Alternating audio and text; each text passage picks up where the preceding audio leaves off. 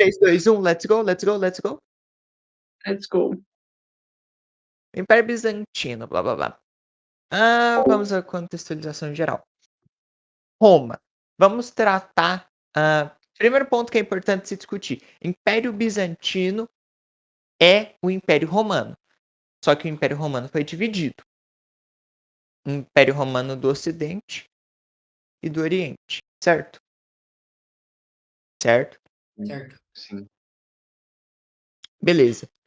Vamos tratar as divisões do Império como Império Bizantino e Império Romano. Os dois são Império Romano, mas para facilitar, a gente vai tratar o do Ocidente como romano e o do Oriente como bizantino, beleza? Perfeito. Ok. Ok. Tudo começa quando o imperador Teodósio divide todo o império em dois: o Império Romano e o Império Bizantino. O Império, em geral, estava muito grande, tinha um território dominado muito amplo. E para facilitar essa administração, o que ele fez? Ele dividiu. Desse modo, facilitaria a administração e regular problemas, desde sociais e econômicos até políticos, contra políticos e militares contra outras nações. É que tinha fugido a palavra da cabeça. Enfim, sigamos.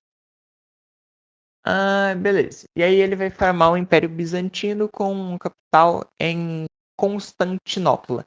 Ou Bizâncio. Tanto faz, é a mesma coisa. Ok. E aí, como todo bom momento da história, a gente vai ter um golpe militar. E aí, depois que Teodósio dividiu o Império, vai chegar Justiniano, toque toque. Quem é? É o golpe militar. E vai dar um golpe militar tomando o Império Bizantino. Essa tomada do Império Bizantino vai quebrar diversas leis, diversos costumes e tradições. A gente não vai falar leis, não pode se falar leis, porque efetivamente ainda não existia realmente um código de leis. Mas quebrou-se as regras da sociedade. E aí, para reestabilizar essa sociedade, era necessário criar leis.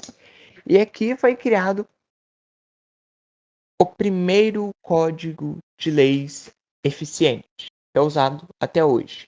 Foi criado o Corpus Juris Civilis, por Justiniano. O governo de Justiniano, por mais que tenha sido conturbado, com diversos problemas, foi provavelmente o governo que mais rendeu e desenvolveu o Império Bizantino. Alright? Ok. Ok. Algumas medidas dele, além de criar esse código de leis, foi criação de impostos que foram inicialmente utilizados para investimentos gerais nas sociedades, infraestrutura, saneamento, militar, político. Os impostos eram bem equilibrados, eram bem divididos e repartidos. Então, inicialmente, a população estava satisfeita com o resultado dos impostos. Contudo, todavia, entretanto, cadê? Ele começou a realizar investimentos com foco muito militar. O que isso significa? Ele estava pegando dinheiro dos impostos que deveria ir, por exemplo, para infraestrutura da cidade, e enviando para recursos militares. O objetivo dele com isso era retomar os territórios que os bárbaros tinham roubado do Império Romano. O Império Romano, nesse período que Justiniano assumiu, o Império Romano já tinha caído. Então, o objetivo dele foi usar esse investimento feito no exército para recuperar os territórios do Império Romano que foram perdidos pelos bárbaros. Ok? Ok? Beleza. Inicialmente deu certo. ele conseguiu recuperar grandes territórios, mas com o passar do tempo foram surgindo algumas dificuldades, alguns problemas. Dificuldades e problemas esses que fariam com que a população se revoltasse, afinal não estava tendo retorno essas guerras e a população em si estava tendo problemas porque ele só estava investindo no exército, não estava tendo retorno para a sociedade propriamente dito. Ok. E aí, dentre essas insatisfações, vai ocorrer a revolta de Nica.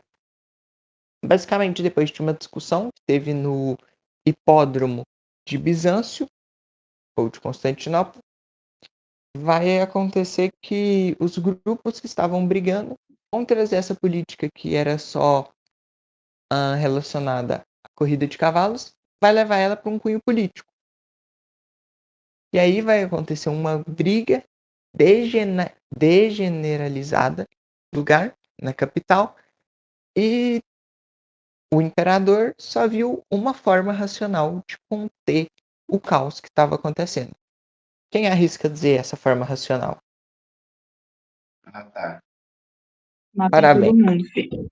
Matar ou, no mínimo, espancar o pessoal. Então, utilizando do diálogo, muita porrada, ele conseguiu conter essa revolta.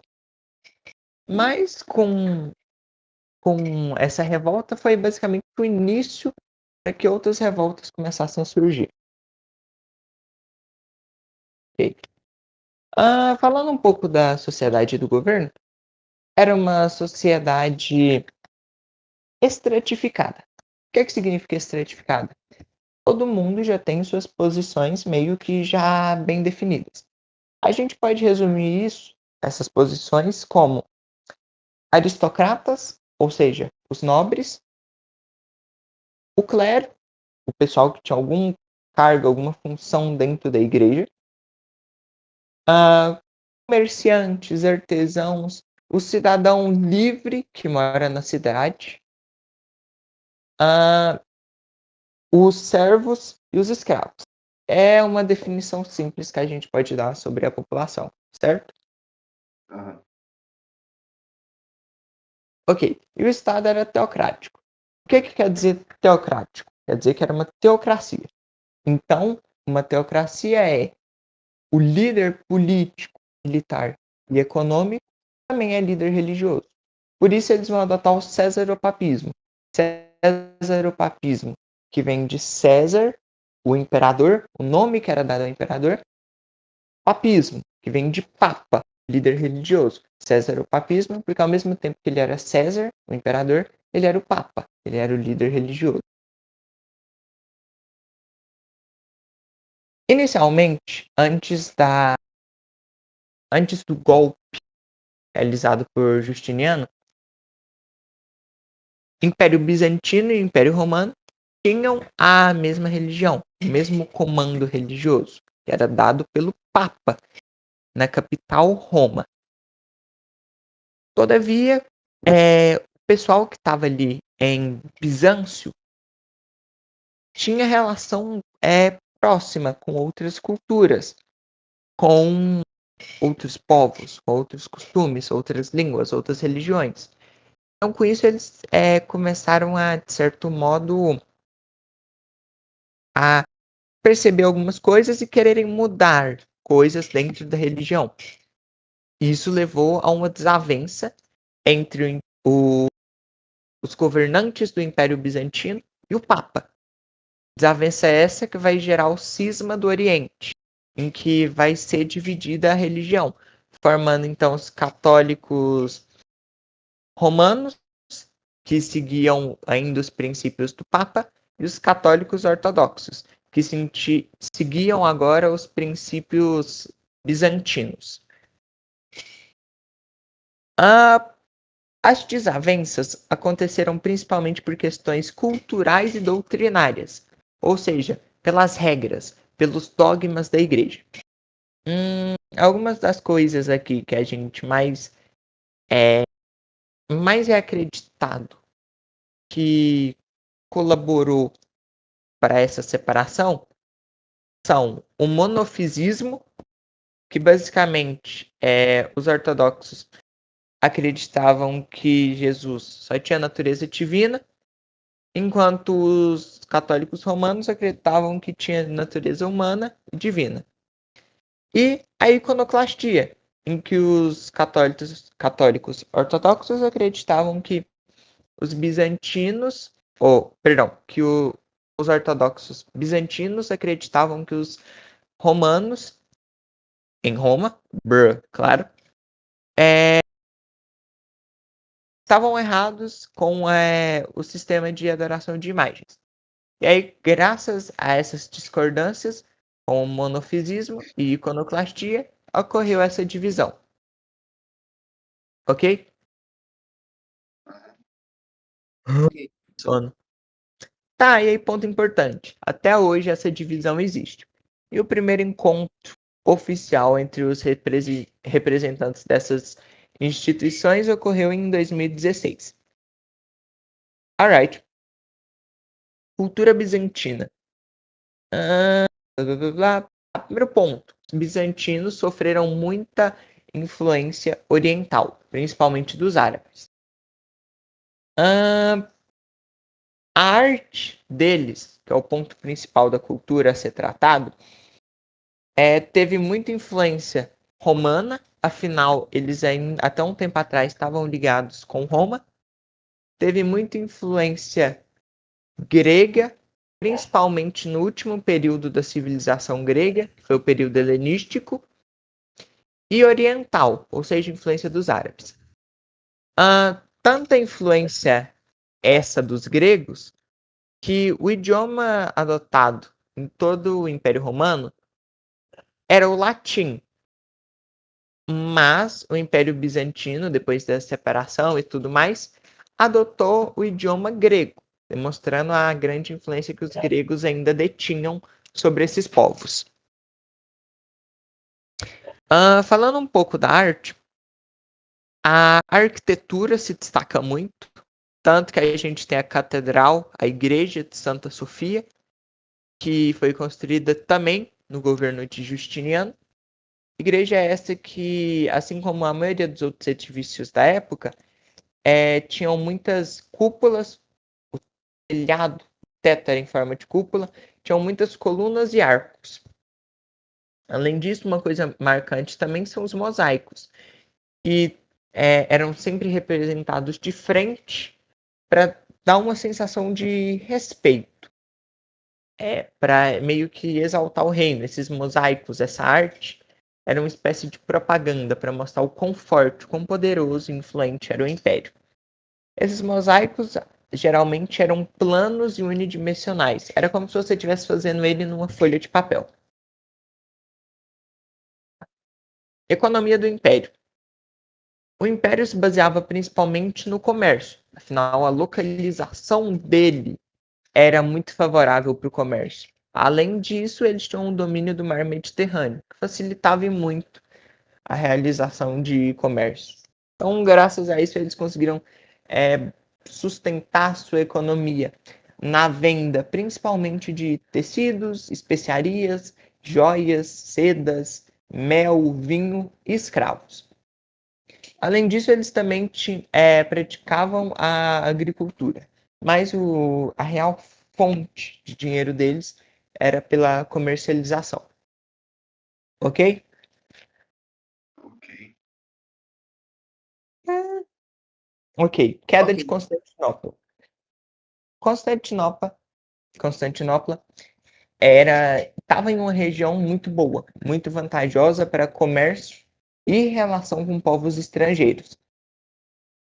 Ocorre que, graças a essa posição que os outros povos tinham muito interesse, eles vão se envolver em diversos conflitos.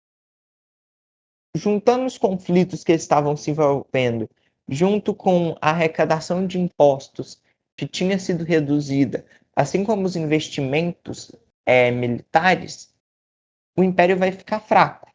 Com isso, essa falta de investimentos, arrecadação de impostos invasão de povos bárbaros, principalmente os turcos otomanos, o povo vai começar a se revoltar.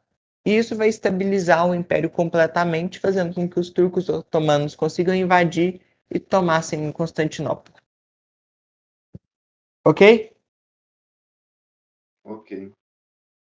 Ai, meu Deus. Puta merda. Calma aí. Nossa, o som tá batendo, velho. Muçulmano ainda. Podemos? A civilização árabe ou islâmica surgiu no Oriente Médio. Cazaquistão, van Bombardировки. Cazaquistão, Bombardировки. Bom, homem-bomba. Na Península Desértica situada entre Ásia e África. Pergunta: o que é uma península mesmo? É uma porção de terra que é banhada pelo oceano. Ok, perfeito. Tá, essa península era uma península desértica, o que nos leva a acreditar que não era boa para a agricultura. Com isso, os árabes viviam em sua maioria em tribos e eles dependiam, em grande maioria, do comércio, de rotas comerciais. Essas tribos não tinham um estado centralizado. Cada região tinha uma tribo e as tribos, em geral, eram inimigas entre si. Enquanto no interior da península, mais ao centro do deserto, tinham tribos nômades, que viviam de pastoreio, ou seja, eles tinham ali o gado e de comércio. Às vezes, os povos, tanto das tribos como os nômades, entravam em lutas para disputar um oásis, que era uma região propícia para se viver, ou por rotas comerciais, que era a forma mais garantida de se conseguir recursos financeiros. Algumas das cidades principais que foram formadas com o passar do tempo eram Latrib, Taif e Meca. Todas essas cidades estavam em pontos importantes das rotas comerciais, então tinha um movimento de pessoas muito grande, certo? Certo. Aham. Meca era a cidade com mais importância. Afinal, não era só um ponto, uma rota comercial muito importante, como também era uma espécie de centro religioso, porque lá em Meca tinha a chamada Kaaba, onde as pessoas de diferentes religiões, o pessoal lá na época era politeísta, ou seja, acreditavam em vários deuses, iam para Kaaba porque lá elas poderiam adorar os deuses dela. Isso fortaleceu muito o comércio, afinal, os vendedores iriam vender os ídolos para quem estava viajando lá para Meca, e isso renderia uma grana muito boa. Então, era uma rota comercial importante e um ponto religioso tão importante quanto. Ok? Ok. Ok. Ainda em Meca, tinha a tribo dos Coraixitas, que eram aqueles responsáveis por, basicamente, limpar, cuidar da Kaaba, permitir que ela ficasse segura. Acaba é aquele meteoro lá, né? É aquela caixona que está aguardando o meteoro. Maomé nasceu nessa tribo dos Coraixitas. Basicamente, ele nasceu nessa tribo e começou trabalhando como guia de caravanas e depois como militar. Nesse processo, ele viajou por muitas regiões, por muitos países e conheceu diversas religiões, entre elas as mais importantes, o judaísmo e o cristianismo. E a partir daí é onde começa a real história dele, ao menos é o que dizem, em que ele teria uma visão de um anjo e esse anjo iria revelar para ele a existência de um Deus. A resistência é foda, né? A existência de Alá. Ok. E aí ele criou o islamismo e começou a disseminar essa religião, pregando submissão total a Allah. Só que o problema é que o pessoal acreditava em diversos deuses, eram politeístas. E Maomé vai surgir com uma ideia monoteísta. Então, quando ele volta para Meca para tentar apresentar essa ideia de um Deus único, o pessoal vai apedrejar ele, vai surtar com ele. Afinal, os mercadores querem continuar lucrando, vendendo ídolos de vários deuses. E o pessoal não vai perder a crença deles.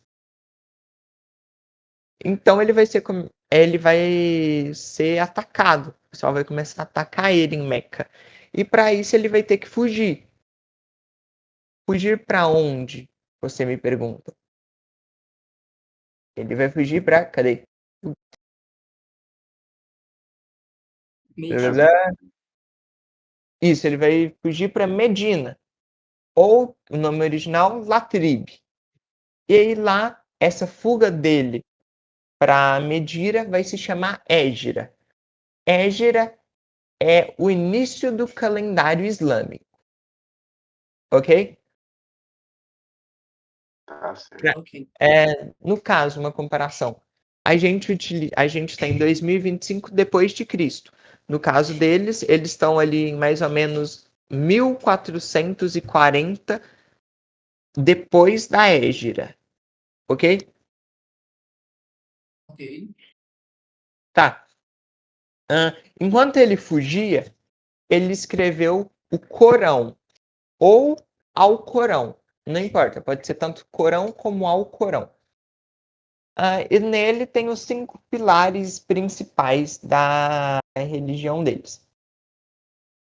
São esses pilares: crer em Allah, ou seja, no Deus, orar 5 vezes por dia, virado para Meca, jejuar regularmente, dar esmolas e ao menos uma vez em sua vida viajar para Meca. Ok? Ok. Depois de fugir para Medina, Maomé começou a pregar sobre a Guerra Santa, que basicamente seria o dever deles, dos islâmicos, dos muçulmanos, invadirem territórios dos infiéis, aqueles que não acreditavam em Allah, e dominá-los, e mostrá-los a verdadeira religião, o islamismo, no caso. E aí, basicamente, o pessoal, entre aspas, seguidores dele, vão começar a guerrear. E aí, mesmo depois da morte dele, os guerreiros continuavam lutando para dominar e expandir a influência muçulmana. Afinal, eles acreditavam que estavam fazendo isso em nome de Allah e seriam recompensados. Ok? Ok. Ok. Tá. Depois da morte de Maomé, surgiram duas ideologias: os sunitas e os xiitas.